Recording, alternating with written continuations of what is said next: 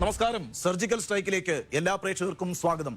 പ്രിയപ്പെട്ട പ്രേക്ഷകരെ, ഇറാനും ഇസ്രയേലും തമ്മിലുള്ള യുദ്ധം ഇപ്പോൾ 6ാം ദിവസം പിന്നിട്ടിരിക്കുകയാണ്. നോക്കൂ, ഈ യുദ്ധം ഈ ലോകത്തെ എങ്ങനെ ബാധിക്കും, നമ്മുടെ രാജ്യത്തെ എങ്ങനെ ബാധിക്കും, ഈ കാര്യങ്ങൾ കൂടി പരിശോധിക്കണമല്ലോ. നമുക്കറിയാം, ആഗോളമായൊരു സാമ്പത്തിക പ്രതിസന്ധിയിലേക്കാണ് ഇറാൻ ഇസ്രയേൽ യുദ്ധം നമ്മളെ നയിച്ചുകൊണ്ടിരിക്കുന്നത്. റഷ്യയും യുക്രൈനും തമ്മിലൊരു യുദ്ധം നടന്നുകൊണ്ടിരിക്കുകയാണ്. കഴിഞ്ഞ 4 വർഷമായി ആ യുദ്ധം നടക്കുന്നുണ്ട്. ഒരർത്ഥത്തിൽ ആ യുദ്ധത്തിന്റെ ഗുണഭോക്താക്കളായിരുന്നു ഇന്ത്യ എന്ന് പറയുന്നത്. എന്താണ് കാരണം? നോക്കൂ, യുദ്ധം എന്ന് പറയുന്നത് വലിയ പണച്ചിലവുള്ള ഏർപ്പാടാണ്. റഷ്യക്ക് യുക്രൈനെ കീഴ്പ്പെടുത്തണമെങ്കിൽ ധാരാളം പണം ചിലവാക്കേണ്ടതായിട്ടുണ്ട്. അതുകൊണ്ട് അവർ അധികമായി പണം കണ്ടെത്താൻ ശ്രമിച്ചു. അതിന്റെ ഭാഗമായി അവരുടെ കയ്യിലുണ്ടായിരുന്ന എണ്ണശേഖരം ചെറിയ വിലയ്ക്കാണ് അന്താരാഷ്ട്ര കമ്പോളത്തിൽ റഷ്യ വിറ്റഴിച്ചത്. അതിൽ ഏറ്റവും കൂടുതൽ കൺസ്യൂം ചെയ്തത് ഇന്ത്യയായിരുന്നു. ആ അർത്ഥത്തിൽ ഇന്ത്യക്ക് ധാരാളമായി ചെറിയ പൈസയ്ക്ക് റഷ്യയിൽ നിന്ന് എണ്ണ ഇറക്കുമതി ചെയ്യാൻ കഴിഞ്ഞു.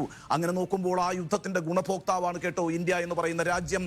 നമുക്ക് പ്രത്യേകിച്ചൊരു ഗുണവും ഉണ്ടായിട്ടില്ല. ഈ നാട്ടില് പെട്രോളിന്റെ വിലയൊന്നും കുറഞ്ഞില്ല. പക്ഷേ അദാനിയുടെയും അംബാനിയുടെയും ഒക്കെ ഈ പറയുന്ന പെട്രോൾ കമ്പനികൾക്ക് വലിയ ലാഭം ഉണ്ടാക്കാൻ കഴിഞ്ഞു. പക്ഷേ ഇസ്രയേലും ഇറാനും തമ്മിലുള്ള യുദ്ധമുണ്ടല്ലോ, ആ യുദ്ധം ലോകത്ത് നയിച്ചുകൊണ്ടിരിക്കുന്നത് വലിയൊരു സാമ്പത്തിക പ്രതിസന്ധിയിലേക്കാണ്. ഈ യുദ്ധത്തിൽ ഇറാന്റെ ഏറ്റവും പ്രധാനപ്പെട്ട ആയുധം എന്ന് പറയുന്നത് ബാലിസ്റ്റിക് മിസൈൽ അല്ല, ഡ്രോണുകളല്ല, റോക്കറ്റുകളല്ല, ഒരു പ്രധാനപ്പെട്ട കടലിടുക്കാണ്, ഒരു കപ്പൽ പാതയാണ്. ആ കടലിടുക്കിന്റെ പേരെന്ന് പറയുന്നത് ഹോർമൂസ് എന്നാണ്. പേർഷ്യൻ ഉൾക്കടലിലുള്ള ഒരു കടലിടുക്കാണിത്. കേവലം 33 കിലോമീറ്റർ മാത്രമാണ് കേട്ടോ അതിന്റെ വീതി എന്ന് പറയുന്നത്. അതായത് ഒരു നല്ല നീന്തൽക്കാരന് നിഷ്പ്രയാസം നീന്തി കടക്കാവുന്നത്ര വീതിയെ ആ കടലിടുക്കിനുള്ളൂ. അങ്ങനെ ഒരു കടലിടുക്കിന്റെ നിയന്ത്രണം ഏറ്റെടുത്തിരിക്കുകയാണ് ഇപ്പോൾ ഇറാൻ എന്ന് പറയുന്ന രാജ്യം. എന്താണ് ഇറാന്റെ പ്രത്യേകത എന്ന് പറയുന്നത്? ഈ കടലിടുക്കിന് തൊട്ടടുത്താണ് ഇറാൻ രാജ്യം സ്ഥിതി ചെയ്യുന്നത്. ഒട്ടേറെ പർവ്വതങ്ങൾ നിറഞ്ഞൊരു പ്രദേശമാണത്. ആ പർവ്വതങ്ങൾ ജോഗ്രഫിക്കലി വലിയ അഡ്വാൻറ്റേജ് ആണ് ഇറാന് നൽകുന്നത്. അവിടെ രഹസ്യമായിട്ട് മിസൈൽ താവളങ്ങൾ സ്ഥാപിക്കാൻ പറ്റും. അവിടെ രഹസ്യമായിട്ട് റോക്കറ്റ് ലോഞ്ചുകൾ സ്ഥാപിക്കാൻ പറ്റും. ആ അർത്ഥത്തിൽ വളരെ സ്ട്രാറ്റജിക് ആയിട്ട് ഇറാന് അഡ്വാൻറ്റേജ് നൽകുന്ന ഒരു പ്രദേശം കൂടിയാണ് ഈ കടലിടുക്ക് എന്ന് പറയുന്നത്. ആ കടലിടുക്ക് ഇപ്പോൾ പൂട്ടിയിരിക്കുകയാണ് ഇറാൻ എന്ന് മാത്രവുമല്ല, ഇറാൻ പറഞ്ഞിരിക്കുന്നത് ഏതെങ്കിലും ഒരു എണ്ണക്കപ്പൽ അതുവഴി കടന്നു പോകാൻ ശ്രമിച്ചാൽ ആ എണ്ണക്കപ്പലിനെ കത്തിച്ചു കളയുമെന്നാണ് ഇറാന്റെ മുന്നറിയിപ്പ്. നോക്കൂ, ഇപ്പോൾ തന്നെ ഹിസ്ബുള്ള തീവ്രവാദികളും അവിടെ അണിനിരന്നു കഴിഞ്ഞിരിക്കുകയാണ്. ആ അർത്ഥത്തിൽ ആ കടലിടുക്ക് അടിക്കുമ്പോൾ, ആ കടലിടുക്ക് എന്നേക്കുമായി അടച്ചു പൂട്ടുമ്പോൾ വലിയ സാമ്പത്തിക പ്രതിസന്ധിയിലേക്കാണ് ഈ ലോകം പോകുന്നത് എന്ന കാര്യത്തിൽ സംശയമില്ല. കാരണം എന്താണ്? ഏറ്റവും പ്രധാനപ്പെട്ട എണ്ണക്കപ്പലുകൾ സഞ്ചരിച്ചുകൊണ്ടിരിക്കുന്ന ഒരു സ്ഥലമാണത്. അവിടെ ഇപ്പോൾ ഒരു കപ്പലും ഒരു റിസ്കും ഏറ്റെടുക്കാൻ തയ്യാറല്ല. ഒരു കപ്പൽ ആക്രമിക്കപ്പെട്ടിട്ടുണ്ട്, അത് കത്തിക്കൊണ്ടിരിക്കുകയാണ് എന്നാണ് റിപ്പോർട്ട്. ആ അർത്ഥത്തിൽ ആ കടലിടുക്ക് പിടിച്ചെടുത്തതോടുകൂടി, അതിന്റെ നിയന്ത്രണം ഏറ്റെടുത്തതോടുകൂടി, ആ കടലിടുക്ക് അടച്ചതോടുകൂടി ഇറാൻ ഈ ലോകത്തെ തന്നെ വലിയൊരു സാമ്പത്തിക പ്രതിസന്ധിയിലേക്കാണ്, വലിയൊരു ഇന്ധന പ്രതിസന്ധിയിലേക്കാണ് തള്ളിയിട്ടിരിക്കുന്നത്. ആ അർത്ഥത്തിൽ അങ്ങേയറ്റം ആസൂത്രിതമായ ഒരു നീക്കമായിരുന്നു ഇറാന്റെ ഭാഗത്ത് ഈ പറയുന്ന ഹോർമൂസ് കടലിടുക്കിൽ സംഭവിച്ചിരിക്കുന്നത്. അതെന്ത് പ്രതിസന്ധിയാണ് ഈ ലോകത്ത് സൃഷ്ടിക്കാൻ പോകുന്നത് എന്നാണ് ഇനി നമ്മൾ അന്വേഷിക്കാൻ പോകുന്നത്. നോക്കൂ, ഈ പറയുന്ന ഹോർമൂസ് കടലിടുക്കിലൂടെ ആരാണ് ഏറ്റവും പ്രധാനപ്പെട്ട എണ്ണ വ്യാപാരം നടത്തുന്നത്? അത് ഗൾഫ് രാജ്യങ്ങളാണ് കേട്ടോ. ബഹ്റൈൻ ആയാലും, കുവൈറ്റ് ആയാലും, ഒമാൻ ആയാലും, ഖത്തർ ആയാലും, സൗദി അറേബ്യ ആയാലും, UAE ആയാലും അവരുടെ എണ്ണ ശേഖരമെല്ലാം ഈ കപ്പൽ ചാലിലൂടെയാണ് മറ്റു രാജ്യങ്ങളിലേക്ക് കടത്തിക്കൊണ്ടുപോകുന്നത്. ഞാൻ നേരത്തെ സൂചിപ്പിച്ചതുപോലെ ലോകത്തെ എണ്ണ വ്യാപാരത്തിന്റെ 20% നടക്കുന്നത് ഈ പറയുന്ന ഹോർമൂസ് കടലിടുക്കിലൂടെയാണ്. ആരാണ് ഇതിന്റെ ഉപഭോക്താക്കൾ എന്ന് പറയുന്നത്? നോക്കൂ, ഏഷ്യൻ രാജ്യങ്ങളാണ്. അതിൽ തന്നെ പ്രധാനമായും ജപ്പാനാണ് ഏറ്റവും കൂടുതൽ എണ്ണ ഈ കപ്പൽ ചാലിലൂടെ ഇറക്കുമതി ചെയ്യുന്നത്. 75% എണ്ണയും ജപ്പാൻ ശേഖരിക്കുന്നത് ഈ കപ്പൽ ചാലിലൂടെയാണ്. ഇന്ത്യയാണ് കേട്ടോ രണ്ടാമത്തെ ഏറ്റവും വലിയ ഉപഭോക്താവ് എന്ന് പറയുന്നത്. 60% എണ്ണയും ഇന്ത്യയിലേക്ക് എത്തുന്നത് ഈ കപ്പൽ ചാലിലൂടെയാണ്. അത് കഴിഞ്ഞാൽ പിന്നെ ചൈനയാണ്. ചൈനയുടെ 40% എണ്ണയും എത്തുന്നത് ഹോർമൂസ് കടലിടുക്കിലൂടെയാണ്. അപ്പോൾ എന്താ സംഭവിക്കുക? ഈ ഇന്ത്യ, ചൈന, ജപ്പാൻ എന്ന് പറഞ്ഞാൽ ലോകത്തിലെ ഏറ്റവും പ്രധാനപ്പെട്ട സാമ്പത്തിക ശക്തികളാണ്. ആകെ ആദ്യത്തെ 5 സാമ്പത്തിക ശക്തികൾ എടുത്താൽ 3 രാജ്യങ്ങൾ ഇന്ത്യയും ചൈനയും ജപ്പാനുമാണ്. ഒന്നാമത്തെ രാജ്യം എന്ന് പറയുന്നത് അമേരിക്കയാണ്, രണ്ടാമത്തെ രാജ്യം എന്ന് പറയുന്നത് ചൈനയാണ്, മൂന്നാമത്തെ രാജ്യം എന്ന് പറയുന്നത് ജർമ്മനിയാണ്, നാലാമത്തെ രാജ്യം എന്ന് പറയുന്നത് ഇന്ത്യയാണ്, അഞ്ചാമത്തെ രാജ്യം എന്ന് പറയുന്നത് ജപ്പാനാണ്. അങ്ങനെയാണെങ്കിൽ ലോകത്തിലെ ഏറ്റവും പ്രധാനപ്പെട്ട ഈ 3 സാമ്പത്തിക ശക്തികളുടെ രാഷ്ട്രങ്ങളിൽ ഇന്ധന പ്രതിസന്ധി ഉണ്ടായാൽ അത് ആഗോള തലത്തിൽ വലിയ സാമ്പത്തിക മാന്ദ്യം ഉണ്ടാക്കും എന്ന കാര്യത്തിൽ ഒരു തർക്കവുമില്ല. ആ അർത്ഥത്തിൽ ഒരു വലിയ ഇമ്പാക്റ്റ് ആണ് ലോക സാമ്പത്തിക രംഗത്ത് ഈ ഇറാൻ ഇസ്രായേൽ യുദ്ധം ഉണ്ടാക്കാനിരിക്കുന്നത്. ഇനി മറ്റൊരു കാര്യം കൂടി ഞാൻ പറയാം കേട്ടോ. നോക്കൂ, ഈ പറയുന്ന ഗൾഫ് രാജ്യങ്ങളാണല്ലോ അവരുടെ ഈ എണ്ണ ശേഖരം ഈ കപ്പൽ ചാലിലൂടെ പുറത്തേക്ക് കൊടുക്കുന്നത്. എന്താണ് ഈ കപ്പൽ ചാലിലൂടെ എത്രയിലൂടെ തിരിച്ചവർ വാങ്ങിക്കുന്നത് എന്നുകൂടി പരിശോധിക്കേണ്ടതുണ്ട്. ഈ ഗൾഫ് രാജ്യങ്ങളിലേക്ക് ഭക്ഷണം എത്തുന്നത് ഈ കപ്പൽചാലിലൂടെയാണ്. എണ്ണ വിറ്റു ഭക്ഷണം വാങ്ങിക്കുന്ന രാജ്യങ്ങളാണ് ഓരോ ഗൾഫ് രാജ്യങ്ങളും. അവിടെ ഭക്ഷണം ഉണ്ടാക്കാൻ കഴിയില്ല, അവിടെ വെള്ളവുമില്ല. കാരണം അവരുടെ ജോഗ്രഫിക്കലായ പ്രത്യേകതയാണ്, അത് മരുഭൂമികളുള്ള പ്രദേശമാണ്. സ്വാഭാവികമായിട്ടും എണ്ണ വിറ്റു ഭക്ഷണം വാങ്ങിക്കുന്ന രാജ്യങ്ങളാണ് ഈ പറയുന്ന എല്ലാ ഗൾഫ് രാജ്യങ്ങളും. ഈ കടലിടുക്ക് അടച്ചു കഴിഞ്ഞാൽ പിന്നെ അങ്ങോട്ടേക്ക് ഭക്ഷണം എത്തില്ല, വെള്ളം എത്തില്ല. ആ അർത്ഥത്തിൽ ഗൾഫ് രാജ്യങ്ങളിൽ വലിയ പ്രതിസന്ധി ഉണ്ടാകാൻ പോവുകയാണ്. നോക്കൂ, ഏഷ്യയിൽ ഇന്ധന പ്രതിസന്ധി ഉണ്ടാകാൻ പോകുന്നു, മധ്യേഷ്യയിൽ ഈ പറയുന്ന ഭക്ഷണ പ്രതിസന്ധി ഉണ്ടാകാൻ പോകുന്നു. ഇനിയിപ്പോൾ അമേരിക്കയ്ക്ക് എന്ത് സംഭവിക്കും എന്നുകൂടി പരിശോധിക്കണമല്ലോ. ഈ ഗൾഫ് രാജ്യങ്ങൾ ലോകത്തിന് എണ്ണ വിൽക്കുമ്പോൾ ഒരു പ്രധാനപ്പെട്ട കരാറോടുകൂടിയാണ് ആ എണ്ണ വിൽക്കുന്നത്. ഈ എണ്ണയുടെ പൈസ എന്ന് പറയുന്നത് അമേരിക്കൻ ഡോളറിൽ തരണം എന്നാണ് അവർ ആവശ്യപ്പെടുന്നത്. ഈ പറയുന്ന പെട്രോൾ ഡീലിന്റെ കറൻസി എന്ന് പറയുന്നത് അമേരിക്കൻ ഡോളറാണ്. പെട്രോൾ ഡോളർ എന്നാണ് അമേരിക്കൻ ഡോളർ അറിയപ്പെടുന്നത് തന്നെ. അതുകൊണ്ടാണ് അമേരിക്കൻ ഡോളർ യഥാർത്ഥത്തിൽ ലോകത്തിലെ ഏറ്റവും മൂല്യമുള്ള കറൻസിയായി നിൽക്കുന്നത്. അതിനവർ കടപ്പെട്ടിരിക്കുന്നത് ഗൾഫ് രാഷ്ട്രങ്ങളോടാണ്. നോക്കൂ, ഈ എണ്ണ വിതരണം സ്തംഭിച്ചാൽ, എണ്ണ വ്യാപാരം സ്തംഭിച്ചാൽ സ്വാഭാവികമായിട്ടും അമേരിക്കൻ ഡോളറിന്റെ മൂല്യം കുറയും. അത് അമേരിക്കൻ സമ്പദ് രംഗത്തിന്റെ നട്ടെല്ലൊടിക്കുമെന്ന കാര്യത്തിൽ ഒരു സംശയവുമില്ല. എന്ന് മാത്രവുമല്ല, American finance market, American stock exchange എന്നൊക്കെ പറയുന്നതാണ് ലോകത്തിന്റെ തന്നെ ഏറ്റവും വലിയ സ്റ്റോക്ക് എക്സ്ചേഞ്ച്. അവിടുത്തെ ഏറ്റവും വലിയ നിക്ഷേപകർ എന്ന് പറയുന്നത് UAE ആണ്, ദുബായ് ആണ്, അതുപോലെ തന്നെ ഖത്തറാണ്, ഒമാനാണ്. ഈ ഗൾഫ് രാജ്യങ്ങളാണ് കേട്ടോ. അതുകൊണ്ടാണ് അവർ പെട്രോളിന് അമേരിക്കൻ ഡോളർ തന്നെ കറൻസിയായി നൽകണമെന്ന് ആവശ്യപ്പെടുന്നത്. അവർ വലിയ രീതിയിലാണ് ഈ അമേരിക്കൻ ഫിനാൻസ് മാർക്കറ്റിലും സ്റ്റോക്ക് മാർക്കറ്റിലും ഒക്കെ ഇൻവെസ്റ്റ് ചെയ്യുന്നത്. ഒരു കണക്ക് പരിശോധിച്ചാൽ 2012 മുതൽ ഈ ദിവസം വരെ വലിയ എക്സ്പ്ലോഡിംഗ് ആയ വികാസമാണ് അമേരിക്കൻ ഫിനാൻസ് മാർക്കറ്റിൽ ഉണ്ടായിട്ടുള്ളത്. അതിന്റെ കാരണം ഈ ഗൾഫ് രാജ്യങ്ങളിൽ നിന്നുള്ള നിക്ഷേപമാണ്. പക്ഷേ ഈ ഗൾഫ് കൺട്രീസിന് അമേരിക്കൻ ഡോളർ കിട്ടാതായാൽ, അവരുടെ എണ്ണ വ്യാപാരം നിലച്ചാൽ എന്താണ് സംഭവിക്കുക? സ്വാഭാവികമായിട്ടും അമേരിക്കൻ ഫിനാൻസ് മാർക്കറ്റ് കൊളാപ്സ് ചെയ്യും, അമേരിക്കൻ സ്റ്റോക്ക് എക്സ്ചേഞ്ച് പൊളിയും. അങ്ങനെ സംഭവിച്ചാൽ ലോകത്ത് തന്നെ വലിയ സാമ്പത്തിക പ്രതിസന്ധി ഉണ്ടാകും.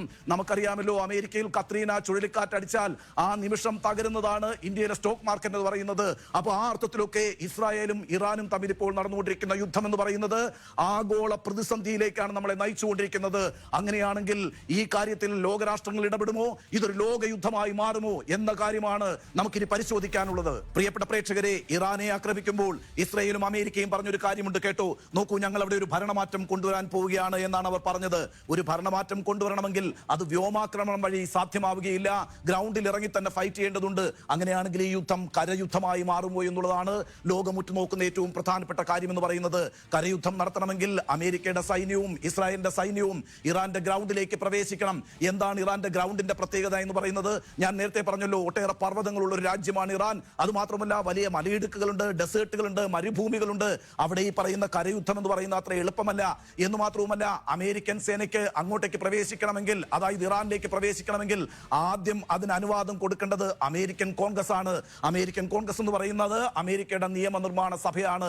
അവർക്കാണ് കരസേനാ യുദ്ധത്തിനിറങ്ങണോ വേണ്ടയോ എന്ന് തീരുമാനിക്കാനുള്ള അധികാരമുള്ളത്. അത് ട്രംപിന് ഒറ്റയ്ക്ക് തീരുമാനിക്കാൻ കഴിയില്ല. ഇപ്പൊ എന്താണ് അമേരിക്കയുടെ സ്ഥിതി എന്ന് പറയുന്നത്? ഒരു സർവേ റിപ്പോർട്ട് പുറത്തു വന്നിട്ടുണ്ട്. ആ റിപ്പോർട്ട് പറയുന്നത് അമേരിക്കയിലെ 78% ആളുകളും ഈ യുദ്ധത്തിനെതിരാണ് എന്നാണ്. അതുകൊണ്ട് തന്നെ ഒരു കാരണവശാലും ഒരു കരയുദ്ധത്തിന്റെ സാധ്യത ഇപ്പോൾ നിലനിൽക്കുന്നില്ല. എന്ന് മാത്രവുമല്ല, കരയുദ്ധം വന്നാൽ കാഷ്വാലിറ്റി വലിയ രീതിയിൽ കൂടും. ഒട്ടേറെ സൈനികർ കൊല്ലപ്പെടുമെന്ന കാര്യത്തിൽ ഒരു സംശയവുമില്ല.